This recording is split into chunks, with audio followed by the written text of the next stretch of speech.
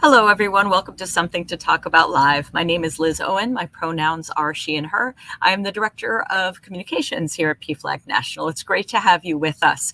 This week is a really different and special show. For those of you who don't know, Jean-Marie Navetta is our host here for Something to Talk About Live and has been hosting the show since its inception back in the before times in 2020. This is Jean-Marie's last episode of the show because Jean-Marie is actually at the end of July leaving PFLAG National. So we thought this week, instead of her hosting the show and asking somebody else questions, I would put her in the hot seat and ask her questions. So a little bit about Jean-Marie. She's our Director of Learning Inclusion here, and she leads our Straight for Equality project. She is the primary author of our many guides from that project, including our Guide to Being a Straight Ally, Guide to Being a Trans Ally, as well as our Guide to Being an Ally of Faith. She was one of the lead organizers of the first ReconstruiQ effort, which is a coalition effort of human rights organizations, which sent volunteers to Puerto Rico to assist the organization Waves Ahead in rebuilding the homes of LGBTQ plus people and their allies. And then in 2021, she was appointed as a member of the board of directors for that organization. Interestingly, a lot of people don't know, but she formerly held my job here at PFLAG National. In fact, she was the director of communications and is the one who brought me here and said, I might know of a job that's open. And 13 years later, here I am, thanks to her. And as she often tells people, she is most importantly living proof that philosophy majors can get real jobs. So without any further ado, let me bring in my really good friend and still colleague, Jean-Marie Navetta. Liz Owen. Jean-Marie Navetta. Last time we're doing this. I know. And today I get to hit you with all the questions. I am so uncomfortable. Like, I don't even know what it's like to not tell people about somebody else and like bring them in and then just get to ask questions and sit here and be fascinated by the whole thing. I am extremely anxious. I'm not going to lie to you. Well, I will try and be very gentle and kind, as you always are with our guests. So I'm going to follow your lead with you as our guest. I know that I will not do as wonderful a job as you do each week, but I'm going to do my best. So you be gentle back with me. I'll try, even though, as we know, New Jersey makes it a challenge. It's okay. New Yorker. So I'll meet you right there. It's okay. So we, of course, have had audiences who've been watching our show weekly since it first started. And of course, we also might have some folks who are new today and might not know a lot about your work. So in your role here as Director of Learning Inclusion, this is probably a weird question because there's nothing typical about a day at PFLAG, but what does a typical day look like for you?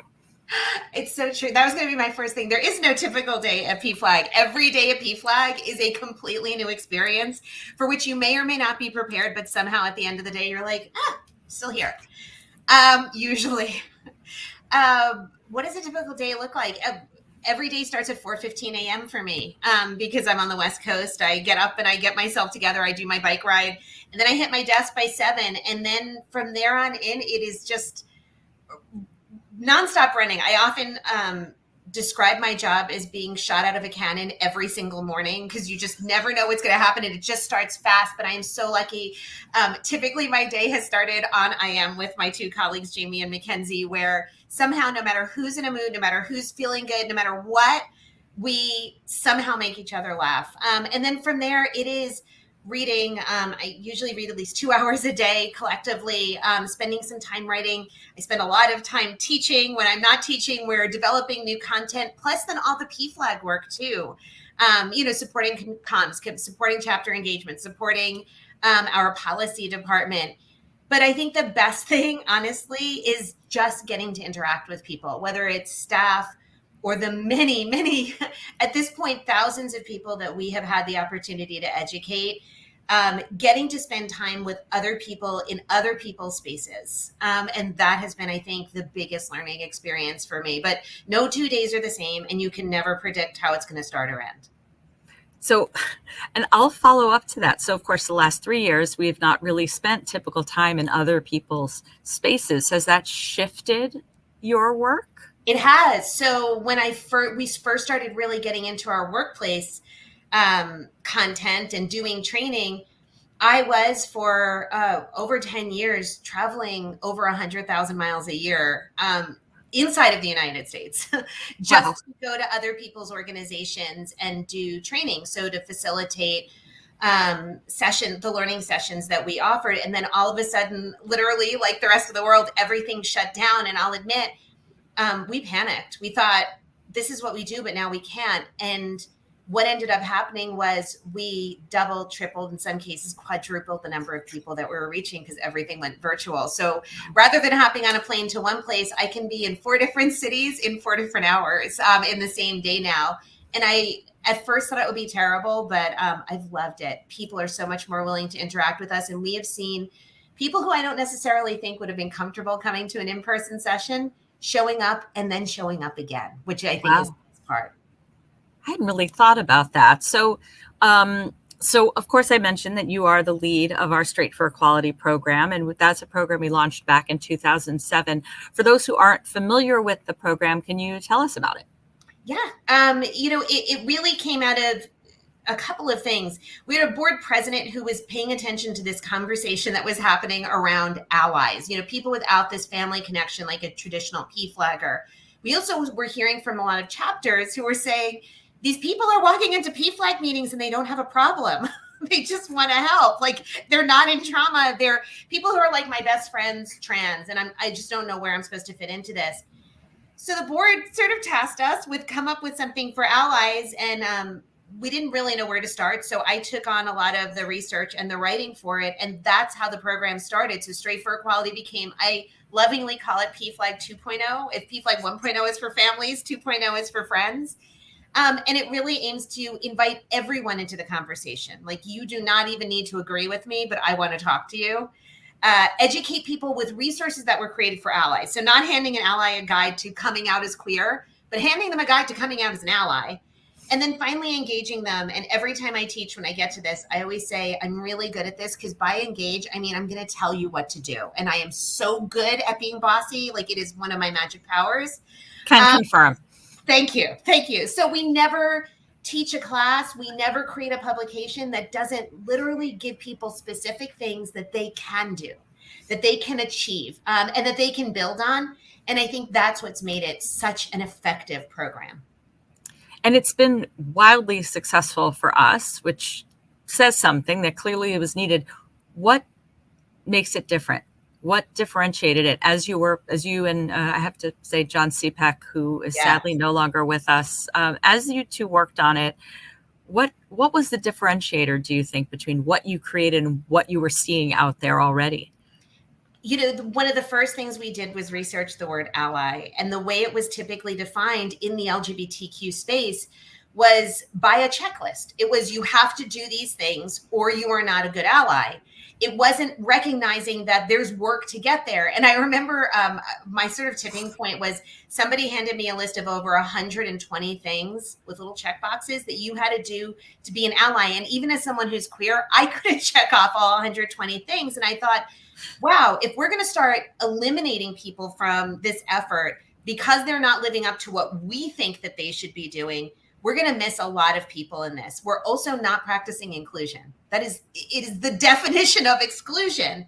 So I think we decided, listen, it's not that we're not going to talk advocacy and politics. We do, but that's not going to be our entry point.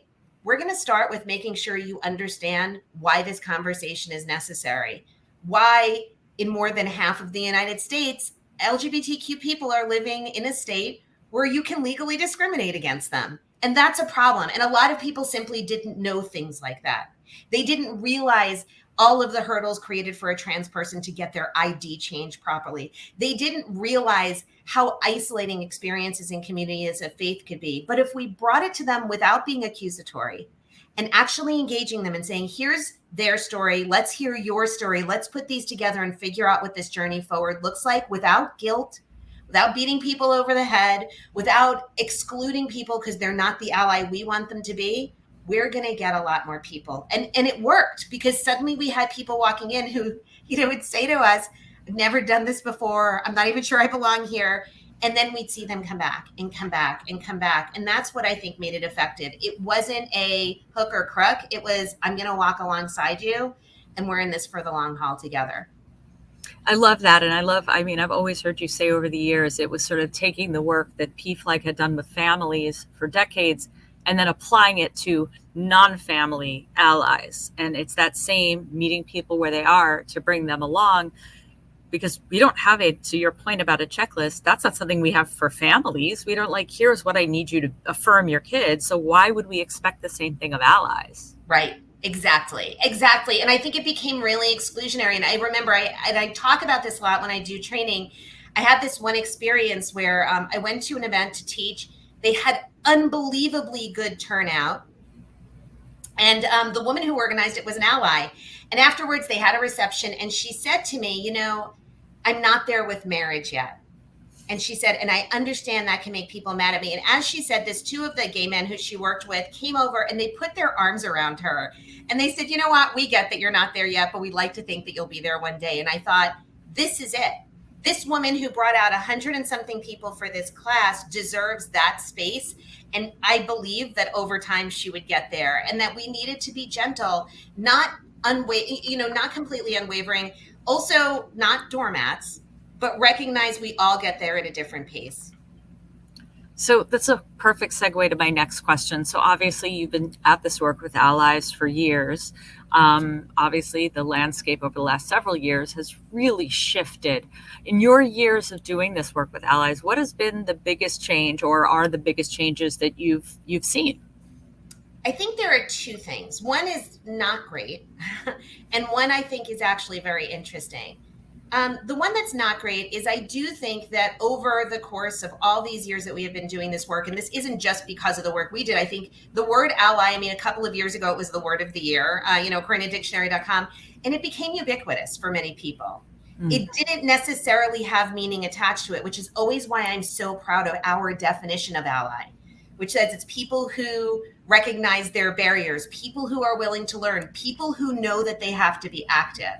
So I think the switch to ally as a ubiquitous term that needs definition is one of the things that concerns me, because I think a lot, and research is showing this, a lot of people say I'm an ally, but they actually don't do anything with it. And so that's where I think our work is. On the other side of it, I also think expectations of allies among queer people have evolved. And I think that that's good. I think that they are different, and that it's not that they're softer or that they're more extreme. I think that they are clearer. I think these conversations have evolved, and I think people who are queer are a lot more vocal about, here's what I need, here's what real support looks like, here's what just sticking a rainbow on it looks like. And one of these works, and one of these is totally unacceptable, but let's talk about why. And I think that's a great thing. It's interesting because you're sharing that anecdote about the woman who wasn't there in marriage, and the people putting their arms around her and saying, that's okay, we hope you'll get there. Do you think there's space for things like that to happen now? Or do you think people are maybe sort of less okay with people not being there? I think that the nature, whatever the issue is. Yeah, or I think the nature of what people are not there on has changed. And I think it makes this question a little bit more nuanced. I think it was one thing to talk about marriage, and this woman who qualified it with, she grew up in a very conservative religious environment and went to a conservative church. I think there's a very different conversation there than there is about denying, for example, life-saving care to trans young people. And so I do think that there are more hard lines now, and I think that's appropriate, because the world that we are currently in is very different than the one we were when we started this project. And unfortunately, in many respects, it is not better. Absolutely. And it's funny, I was going to ask you a question about the learning curve for allies, and I think you just said it. I think there is a big learning curve around, these issues that are getting heavily politicized, and it makes education programs that much more important, because education, inclusive education, really is the antidote to fear and to hate. It's not a word we use very often here at PFLAG, but it is the antidote for a lot of those things. Yeah, it absolutely is. And I think that education needs to be, it needs to be reasonable. You can't constantly be screaming at people. Sometimes it is about sitting down and making the case. And I think that is something that PFLAG excels at. And this was just another way to do that work. And I'd like to think that we have brought a lot of people along in this journey, especially a lot of people who never saw themselves in this conversation, and suddenly see this as their issue. Absolutely. I think you have. So we're going to shift a little bit. I know that one of the things that you bring to your work is a really deep knowledge and love for LGBTQ plus history. Where did that passion come from? It came from not being taught anything. And I think that's it. I was angry. I was angry that I was never taught it. I was a senior in college before I had a single class that specifically addressed queer identities. And I recognize that that is different now in universities. But look around. We are in a place where the denial of our existence in education, or the denial of our existence is everywhere, but I mean, especially denying it in education is really intense. So I think it was not knowing it, which made me angry. And then you start picking up books and you read these books and you have these moments of, it's somebody like me. It's somebody like me. Oh, somebody like me did that. I didn't know that that person was just like me. I didn't realize they did that. And understanding how that piece of their identity, when it is removed from these pieces of history, denied us all the full story. And it hurt us all. And so I thought, well, what if we could start restoring it? And we had such a great opportunity to start teaching LGBTQ history in people's workplaces. And people loved it because they just weren't taught those things. I mean, if you are of a certain age, it was never formally taught to you. And if you are younger, it is now threatened. And so we really got into that. And I think it just is, it's this eye opener. And it makes me so proud. It makes you realize you are part of a very important timeline. And it makes you want to be part of that timeline in a significant way. And so I thought, if we could teach this, maybe that could be one of the ways I'm part of it too.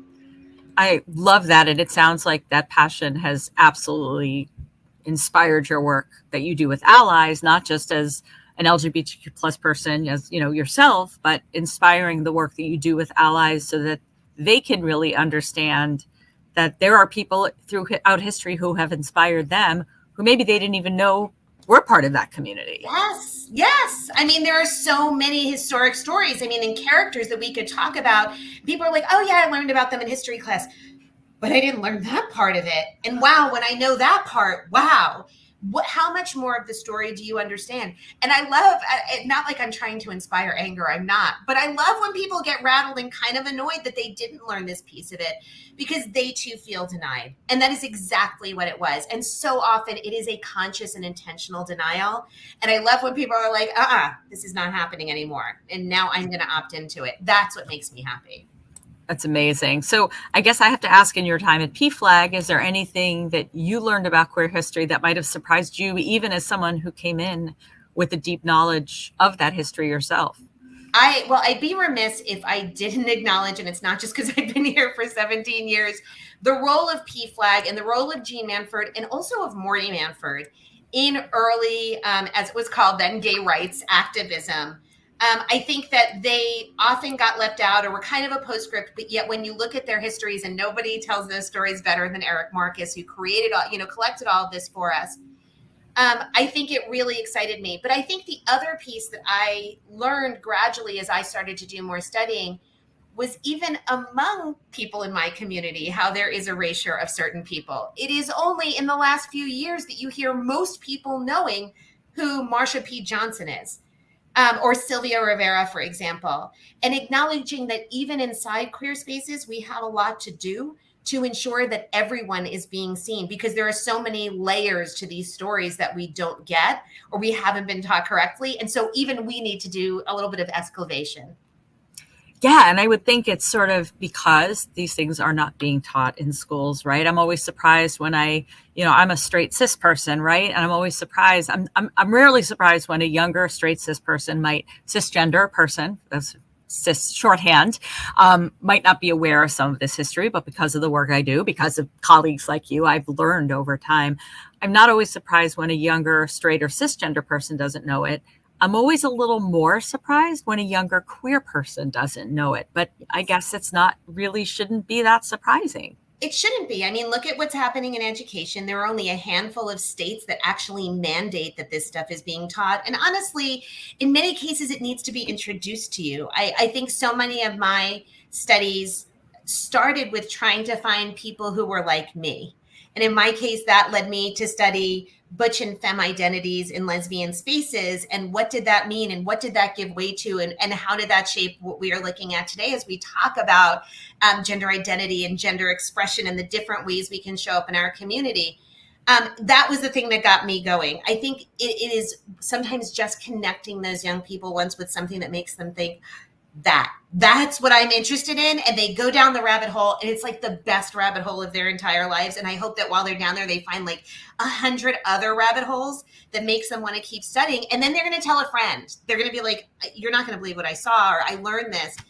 And it's so, so exciting. It's also exciting to see that recognition on someone's face that, after, all the way through K through 12, you never heard about a person like you. And suddenly here's a world of people like you. It's so interesting to hear you say that, especially because, and I'll say the rabbit holes, sometimes they're YouTube links, but a lot of times, in your case, they're books. I say this with love. Anyone who knows you knows that you are a massive book nerd, which, again, said with much love. So is it mostly focused in queer history, or can you share about a book or books that have inspired or informed your work here in your time at PFLAG?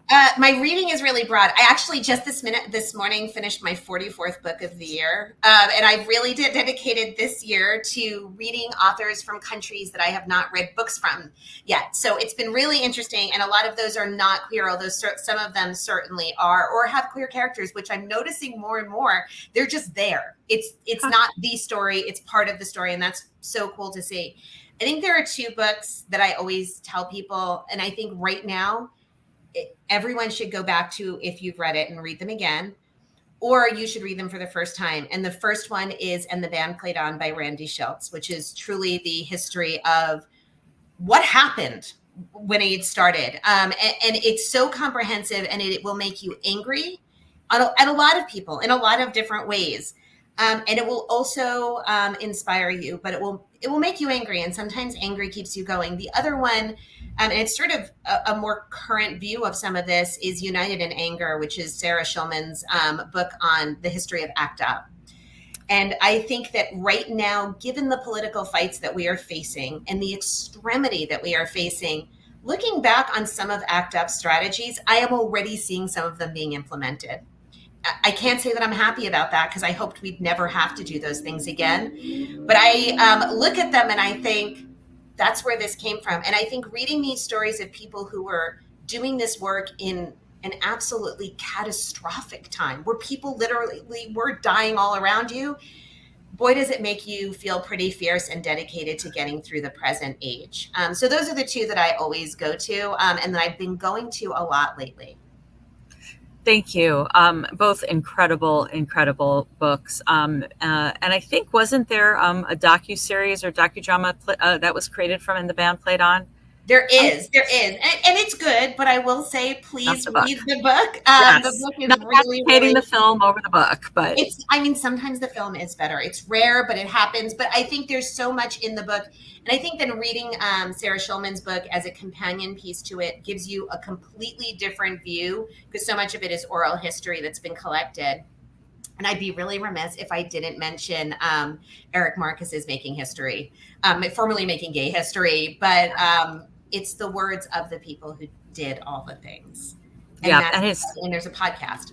I was going to say, in his podcast, makinggayhistory.com, I will totally give a plug to Eric. He's a good friend of PFLAG, a good friend of yours and mine. And what he does is truly wonderful by giving voice to often the people who are unvoiced, or whose voices have been entirely erased. Absolutely. So our response to book bans has been Read with Love. And a lot of that was inspired by our mutual anger over what was happening. So I will encourage people to go to pflag.org/readwithlove to learn more about that campaign. It's nice to know that our collective rage inspired a campaign of love.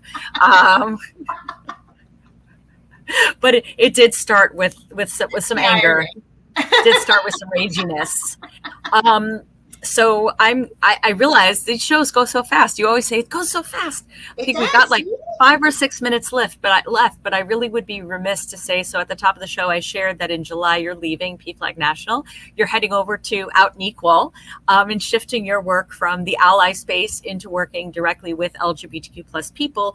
What about this new venture most excites you? I got to do so many cool things at PFLAG. You mentioned I started in communications and then did all this other work. I've been overseeing a lot of our inclusion work. Um, Workplace is my passion. It is where I get the most excited. There is no area that has made my brain get all tingly and happy than thinking about how we can make people feel good about the place where they spend so much of their lives.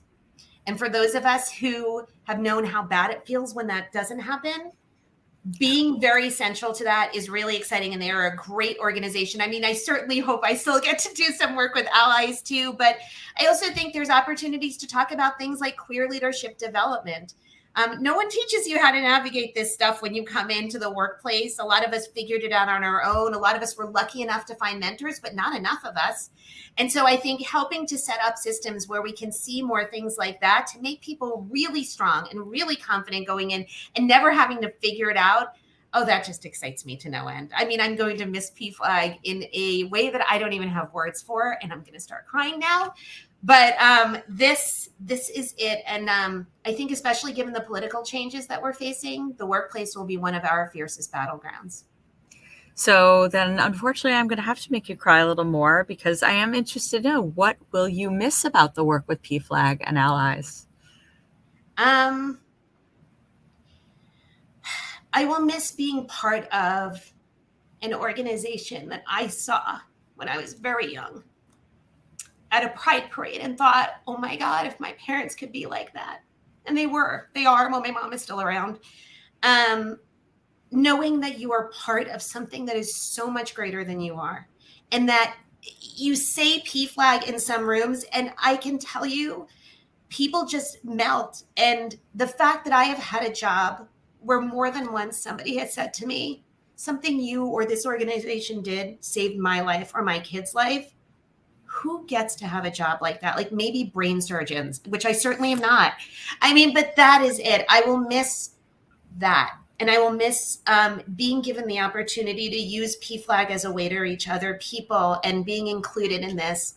I will miss the kindness of people. I will miss people's love that is so widespread. I have gotten some of the kindest emails since I announced that I was going. But I will never be more proud of anything than what I was able to do here. And the fact that I was welcomed here, and any crazy idea that I came up with, like, let's go to workplaces and try this out, that I was always given an opportunity to do it. I mean, even this show, we made it up as we went along. Still are. Still are, right into the last couple of minutes. You got your wish. Are you happy? Tear ducts. I knew they were in there. So you know better than anyone, because this was your area. You folks know that we like to leave our audiences with something that they can do to make a difference. And because you're the guest today, it is your turn to talk to folks about that. So what is something allies can go out and do today or every day to make a difference in the lives of LGBTQ plus people? Stop giving people the bye. Giving people the bye and saying we're going to agree to disagree on somebody's right to live is not okay. It never was, but I think we've been too nice and polite. And I'm not saying be unkind. I am saying question people when they say things that are unkind. Question them when they say things that are mean. Question them when they put out information that is not accurate. And understand that every single time that you do not do that, that is a silence in which negativity and inequity thrives. Do it Amen. With kindness, but stop being silent. Thank you for that. Some powerful words, and absolutely. I think I'll just leave it at that. So Jean-Marie, I am going to turn it over to you for the last time to close out our show the same way you have closed out our show, every single one of our shows since April of 2020. I would be remiss not to say to you before I get off camera that I think I am speaking on behalf of everyone here at PFLAG who knows you, how much we love you. Once you are part of the PFLAG family, you never escape our clutches. So you're basically stuck with us for the rest of your lives. But I have such enormous and deep respect for you. I have learned, my turn, tear ducts. I have learned more than I can possibly say from you. It is rare to step into a job where your predecessor sticks around and you have them to rely on and lean on, which has been so important. I never had to walk in here and feel like, I don't know what that last person did, because that last person has been my colleague this entire time. And I get to say, hey, what was this thing about? And you would just explain it all. So I have to say, you have been just kind and generous and a wonderful colleague and friend. And from all of us here at PFLAG, the work is the work, and we're going to continue in it together. Thank you. Thank you. Of course. Thank you. Take us out. So for people who didn't know this, the way I've closed every single week is from Doctor Who, because Doctor Who gives us a lot of clues on how to be nice, how to be really kind and advance justice. So we leave you the way we leave you every week, even though I will not see you again next week. Reminding you to do 3 things. Run fast, laugh hard, and please be kind. If you need help, please keep going to PFLAG. That's pflag.org. And hopefully at some point in our lives, our paths will cross again. Bye, everybody.